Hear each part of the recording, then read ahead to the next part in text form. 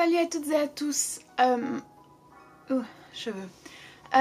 Bon, comme le titre l'indique, vous aurez peut-être compris ou pas, j'en sais rien en fait, que cette vidéo est plus ou moins une réponse à certains commentaires ou à certains points qui ont été mentionnés par vous dans les commentaires lors de ma dernière vidéo sur l'introversion et le fait d'être prof en même temps. Alors avant de commencer vraiment cette vidéo, je tiens à m'excuser si jamais il y a une sorte de ronronnement ou de bruit un peu désagréable par derrière. C'est parce que je sais pas ce qu'ils font sur le toit de mon immeuble. Donc voilà, je suis partie à la recherche de la source du bruit et c'est sur le toit de l'immeuble. Donc je sais pas, on dirait qu'il y a un motoculteur sur le toit de l'immeuble, ce qui semble peu probable. Donc voilà, c'est un peu un mystère, mais j'en suis désolée. Donc oui, j'ai fait une vidéo il y a pas très longtemps, c'est ma dernière vidéo en date, sur le fait bon, voilà, d'être introvertie et d'enseigner et à quel point les deux pouvaient parfois rentrer en conflit. Et en fait voilà, j'expliquais un peu les répercussions que ça avait sur ma vie de tous les jours et les conséquences avec lesquelles j'avais un peu quelques difficultés. Je vous invite à regarder cette vidéo si vous ne l'avez pas fait. C'est vrai qu'il y a quelque chose que j'ai pas mentionné dans cette vidéo, en fait c'est la définition de l'introversion. J'y ai pas pensé parce que ça me semblait tellement pas tellement évident, parce qu'en fait justement l'introversion c'est quelque chose qui est relativement mal connu, qui est très souvent confondu avec la timidité, qui est aussi confondu avec le stress ou l'angoisse et parfois même les troubles anxieux, parce que je tiens à préciser que lorsque je parle dans mon expérience à moi d'angoisse ou d'anxiété, je parle de troubles anxieux qui ont été diagnostiqués par des professionnels de santé. C'est important, on va y revenir dans la suite de cette vidéo. Bref, donc voilà, j'ai pas pensé à mentionner exactement la définition de l'introversion, ce que je vais du coup faire maintenant au cas où. Alors l'introversion en fait, selon exactement l'école ou en tout cas les sources que vous utilisez, les définitions peuvent légèrement varier. Sachant que la définition psychanalytique entre guillemets et qui a été formulée par Jung, c'est en gros que l'introversion c'est se concentrer sur l'intérieur et l'extraversion c'est se concentrer sur l'extérieur. Donc l'objet principal d'attention et d'intérêt d'un introverti c'est sa vie intérieure et ce serait l'inverse pour un extraverti. Personnellement je trouve que c'est des définitions qui sont pas forcément très parlantes et qui représentent pas la réalité au niveau du comportement, des ressentis et de la vie quotidienne lorsqu'on présente des traits plutôt d'introversion ou des traits d'extraversion. Donc les traits d'introversion, en fait, il y a des, je vous listerai quelques ressources en bas dans la barre d'infos qui permettront de vous aider un peu plus. En gros, l'introversion, c'est effectivement dans un sens le fait de devoir se concentrer sur une vie intérieure, dans le sens où lorsqu'on est introverti, en fait, les interactions sociales, notamment et surtout lorsqu'il y a beaucoup de personnes ou lorsque ce sont de nouvelles personnes ou lorsque c'est un environnement nouveau, c'est pas forcément que ça nous stresse, c'est pas forcément que ça nous déplaît, mais c'est que ça nous demande énormément d'énergie et qu'on on a besoin par la suite de beaucoup de temps pour récupérer. En fait, l'introversion, c'est vraiment le fait de préférer certaines activités qui sont du coup plutôt solitaires, plutôt calmes ou plutôt en duo ou en des groupes assez intimes à des activités qui nécessitent voilà, une certaine des exercices en groupe par exemple ou beaucoup d'agitation. L'introversion c'est avoir vraiment besoin de temps pour soi, mais besoin de temps pour soi et pas juste un peu de temps pour soi comme n'importe quel individu sain a besoin, mais vraiment un besoin d'un temps assez conséquent, non pas tout simplement pour voilà passer une bonne journée, mais pour en fait recharger ses batteries et avoir de l'énergie. C'est un besoin vraiment qui est primordial, et si ce besoin n'est pas respecté, en fait ça a des conséquences sur la santé mentale mais également physique. L'introversion c'est aussi des petites choses du genre des comportements particuliers, on va dire, dans des situations de groupe, par exemple. C'est le fait d'être plutôt, pas forcément mal à l'aise pour s'exprimer devant les autres, mais plutôt, voilà, de vouloir observer. Ou alors de se tenir un tout petit peu en retrait. Ou alors, lorsqu'on est dans une salle, d'être plutôt vers un endroit où il y a moins de gens, ou vers la sortie, par exemple, pour... Voilà, pas forcément se sentir enfermé dans cet endroit-là. L'introversion, c'est le besoin d'avoir un espace personnel aussi, donc de gérer assez mal par exemple les open space qui sont vraiment à la mode en ce moment. Bref, il y a des tas de choses qui font que l'introversion c'est bien plus que juste se concentrer sur la vie intérieure. Mais l'introversion n'empêche pas du tout en fait d'aimer parler devant les gens, de s'exprimer d'une manière éloquente, de pouvoir tenir des conférences ou de faire cours. En fait, pour être tout à fait honnête avec vous, je pense même que qu'il est des fois plus facile pour moi de parler devant un ensemble de personnes que de parler dans un groupe de 3 ou 4 en fait. Parce que c'est la sensation de l'attention vraiment portée sur moi qui me gêne, et c'est un peu paradoxal, je me rends compte en le disant, mais lorsque vous parlez devant des gens, il y a moins cette possibilité d'interaction, il y a moins cette possibilité d'imprévu, il y a moins cette attention vraiment individuelle en fait, bizarrement. Je sais pas si c'est très clair. Voilà, bon, ça c'est la première chose, je voulais un petit peu préciser ce que j'entendais par introversion. Après, effectivement, il y a des points que j'ai un petit peu que j'ai pas assez exploré et qui méritent de l'aide, donc je vais le faire dans cette vidéo. Alors, un commentaire qui est revenu assez souvent, c'est l'hypersensibilité. Oui, j'ai pas mentionné ça, mais oui, je suis sans doute très fortement, il n'y a pas vraiment de doute en fait, hypersensible.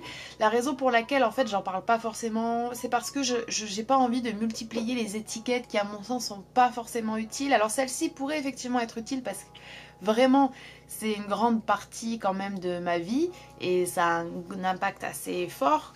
Donc oui, c'est une étiquette entre guillemets qui pourrait être utile, mais j'ai pas envie non plus de les multiplier, donc voilà. Donc l'hypersensibilité, en gros, comme le nom est assez explicite, c'est une hypersensibilité aux différents stimuli sensoriels. Donc c'est vrai que moi je réagis très fortement au bruit et à la lumière par exemple, et à des niveaux quand même assez élevés. Donc ça aussi c'est assez épuisant. Un autre point que je n'ai pas vraiment que j'ai mentionné mais dans lequel je ne suis pas allée en détail, c'est effectivement mes troubles anxieux. Alors comme je vous l'ai dit, j'ai eu des troubles anxieux qui ont été diagnostiqués 2 fois par 2 professionnels de santé différents quand j'avais peut-être 21 ans, mais ils étaient présents depuis bien plus longtemps et voilà, c'est un peu tout ce que j'ai envie de vous dire à ce sujet-là. Je pense que je ne vais pas aller dans plus de détails. À savoir que les troubles anxieux, c'est bien différent des moments d'anxiété ou d'angoisse ou de grands stress que tout le monde a dans sa vie. Les troubles anxieux, c'est vraiment des troubles qui peuvent être soit de l'anxiété ou ce qu'on appelle de la phobie sociale, soit des troubles anxieux généralisés, soit des troubles anxieux bien spécifiques. Par exemple, il y en a qui sont très anxieux sur des choses liées à la santé, par exemple. Ça connaît une évolution comment dire, différente et propre à chaque individu. Ça peut se spécifier dans le sens où on peut avoir des troubles anxieux généralisés et puis au fur et à mesure du temps ils peuvent devenir plus spécifiques. C'est mon cas, c'est ce qui vraiment s'est passé pour moi. Et puis c'est des choses qui sont pas ponctuelles en fait, c'est vraiment un état plus ou moins permanent dans lequel on se trouve avec des pics. Les pics, l'exemple le plus parlant et le plus fréquent, c'est en fait les crises d'angoisse ou les crises de panique, mais c'est pas forcément que ça. Et voilà, c'est cet état permanent d'anxiété, d'angoisse dans lequel on se trouve et qui fait que la vie quotidienne est très difficile. Sortir de chez moi, c'est très... Alors maintenant ça va beaucoup mieux, mais en gros pour vous donner une idée, à l'époque où vraiment mes troubles anxieux étaient les plus forts, sortir de chez moi était quasiment impossible, prendre les transports en commun était quasiment impossible. Être dans un endroit genre une salle d'attente ou une salle de classe avec d'autres personnes était absolument impossible. En gros tout était plus ou moins impossible. Faire les courses était très difficile aussi. Je passais mon temps à stresser en pensant à des situations dans lesquelles je pourrais me retrouver. J'avais beaucoup de mal à dormir. Bref, c'était vraiment très dur à gérer. Enfin, vous imaginez bien qu'en gros quand vous pouvez presque plus sortir de chez vous, c'est difficile d'avoir une vie, d'aller au travail, de faire des études, de se nourrir, d'avoir des interactions avec d'autres personnes, enfin voilà. Et effectivement, du coup, comme je vous l'ai dit dans la vidéo, c'est très difficile en fait de délimiter et de dire exactement ça c'est l'introversion et ça c'est l'anxiété, parce qu'il y a des choses qui quand même se rejoignent, même si toutes les personnes introverties n'ont pas des troubles anxieux. Un commentaire m'a demandé, enfin une personne m'a demandé en commentaire si en fait on pouvait être introverti sans être anxieux. Alors ce que j'ai répondu c'est qu'en fait oui, dans le sens où si on parle de trouble anxieux comme un trouble psychologique diagnostiqué par des professionnels de santé, oui, une grande partie des personnes introverties ne souffrent pas de troubles anxieux. Par contre, si on parle d'anxiété au sens le plus courant et le plus commun, le fait que c'est cette émotion que tout le monde ressent à certains moments de sa vie, donc quand on est introverti, on la ressent très très très fortement et très très très probablement comme en fait les extravertis, sauf qu'on la ressentira pas forcément dans les mêmes situations et pas avec les mêmes déclencheurs, j'ai envie de dire. J'ai lu un article d'ailleurs très intéressant sur le fait par exemple que le café ou la caféine en général n'avait pas forcément les mêmes effets sur les personnes introverties et les personnes extraverties. Et un point que j'ai pas mentionné lorsque je parlais de l'introversion plus en détail, c'est vrai que par exemple en fait les moments de stress ou les moments vraiment vous voyez, où tout le monde, où vraiment on se retrouve avec plusieurs personnes et on sent que tout le monde est quand même assez excité, il y a une forme d'énergie qui se dégage, etc., extrêmement forte, presque une ébullition, j'ai envie de dire, des esprits et des corps, enfin, voilà. Pour quelqu'un d'extraverti, ça va être un moment assez porteur en fait. C'est justement toute cette énergie, ça va le nourrir, ça va l'inspirer, le motiver. C'est justement pour ça que c'est des dynamiques de groupe et des dynamiques même professionnelles, parce que ça peut se retrouver dans le milieu professionnel, ce genre de situation, qui font qu'il fonctionne très bien dans ces moments-là. Alors qu'une personne introvertie, ça va vraiment l'épuiser en fait. C'est pas le moment propice pour elle pour justement être dans une dynamique, créer, se motiver, être inspirée et mener à bien des projets. Et donc c'est difficile en fait dans le milieu professionnel parce qu'on est quand même vraiment sur des systèmes et des schémas qui sont beaucoup plus faits pour les extravertis que pour les introvertis. Voilà, je voulais juste revenir là-dessus. Donc voilà, anxiété et introversion ne vont pas forcément ensemble, mais anxiété dans le sens où ce sentiment que les humains ressentent à différents moments de leur vie pour différentes choses, oui bien sûr, que quand on est introverti, on le ressent comme lorsqu'on est extraverti, et peut-être un peu plus lorsqu'on est introverti, parce qu'on justement on est très très sensible à ce qui se passe autour de nous. Voilà. Alors, l'un des autres points que je voulais vraiment mentionner, c'était l'éducation nationale. Alors j'ai dit que j'en parlerai pas trop dans la vidéo, mais effectivement, c'est dommage parce que c'est effectivement une composante énorme, et j'en reparlerai plus tard dans d'autres vidéos lorsque cette année sera passée. Mais beaucoup d'entre vous, quelques-uns en tout cas, m'ont fait remarquer que voilà, c'est... Alors, plusieurs commentaires de profs ou de surveillants, et d'autres qui m'ont fait remarquer voilà, le nombre de burn-out, le nombre d'arrêts maladie, le nombre de reconversions, etc., qui s'observaient dans l'éducation nationale, les situations, les conditions de travail lorsqu'on est prof, parce que voilà, vraiment j'ai tellement de choses à dire et j'ai tellement envie de faire ces vidéos en fait maintenant que j'y pense, mais voilà, quand on est prof, les gens disent oh là là les congés c'est vraiment bien, oh là là les vacances c'est trop cool, et puis à ce côté un peu on a tous eu un prof, donc on a tous un peu quand même cette curiosité, puis on croit connaître en fait le travail parce qu'on a tous eu des profs, on a tous été à l'école, donc c'est un milieu qui nous semble familier. Et donc les gens s'imaginent pas du tout en fait à quel point c'est difficile. En tout cas moi je trouve ça vraiment difficile comme travail. Parce que déjà c'est fatigant, parce que ça demande beaucoup de travail, ça demande de gérer des interactions à un et des interactions à plusieurs, d'être dans le groupe et également dans l'individu à chaque fois, d'être à la fois éducateur, parfois psy, parfois limite parent et prof à la fois. Il faut faire le deuil parfois de certaines choses, il faut pas laisser ses sentiments rentrer en jeu, parce que quand vous êtes prof, vous devez jamais montrer votre amertume, jamais montrer que vous êtes déçu, etc. parce que vous n'êtes pas là pour ça, mais en même temps vous êtes humain et vous travaillez dans un truc profondément humain, donc c'est assez compliqué. Il y a plein de profs qui sont pas soutenus par leur direction, les parents deviennent de plus en plus intrusifs et invasifs, les élèves se sentent de moins en moins, je trouve, investis pour la plupart. Enfin bon bref, c'est plein de choses qui font qu'il y a une réduction de moyens, il y a une réduction de postes. Enfin bon bref. Je vais pas vous faire je vous en parlerai dans d'autres vidéos, mais voilà, pour tout vous dire, c'est effectivement pas forcément en soi le métier de prof, même s'il y a quand même aussi de ça, c'est vraiment les conditions dans lesquelles on fait ce métier de prof, et je pense qu'il y a une grande perte de sens. Et pour vous dire, c'est juste ma première année dans l'éducation nationale, mais je sens une énorme différence avec mes autres expériences de l'enseignement, où je trouvais du sens. En fait la question du sens ne se posait même pas. Bien sûr de temps en temps j'avais des apprenants qui étaient bon voilà, mais je savais pourquoi j'étais là, je savais ce que je faisais et je voyais un retour et je comprenais en fait. Alors que cette année, si vous voulez, j'ai parfois l'impression d'être là pour être là, et c'est pas ce qu'on veut quand on est prof en fait, très honnêtement. Et donc tout ça, imaginez une dose de stress, imaginez une grande fatigue, imaginez des conditions pas cool, imaginez une totale dépréciation par la société de ce que vous faites, et en plus vous peinez à y trouver du sens. Effectivement ça n'arrange pas votre santé et tout le reste quoi.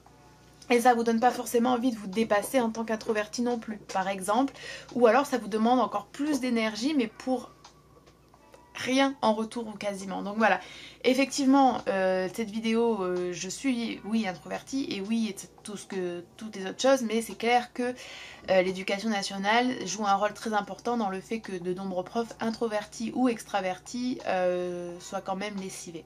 Voilà. Je pense qu'en fait même la seule manière de pas être lessivé, c'est soit on est vraiment une personne d'exception et on gère les choses d'une manière incroyable, soit on est dans un établissement où vraiment c'est un établissement privilégié dans le sens où il n'y a pas de problème, il y a des moyens, etc. etc. Et il y a des élèves qui sont là parce qu'ils ont envie d'être là, enfin bref. Soit vous faites ça vraiment comme un travail et vous n'avez pas forcément cette vocation de prof. Là, vous arrivez à avoir une distance ou un confort qui font que ça va. Sinon, moi je suis très très sceptique sur le fait que ça puisse aller. Voilà. Alors écoutez, on a été coupé parce que la carte mémoire était pleine. De toute manière, je pense que je vais m'arrêter là. Il y a un dernier point que j'aurais aimé aborder avec vous, mais en fait c'est un point qui est à mon sens tellement important et j'ai plusieurs choses à dire à ce sujet-là que je vais en faire une vidéo à part entière, je pense. Et je pense que vous aurez peut-être une idée de ce que ça va être.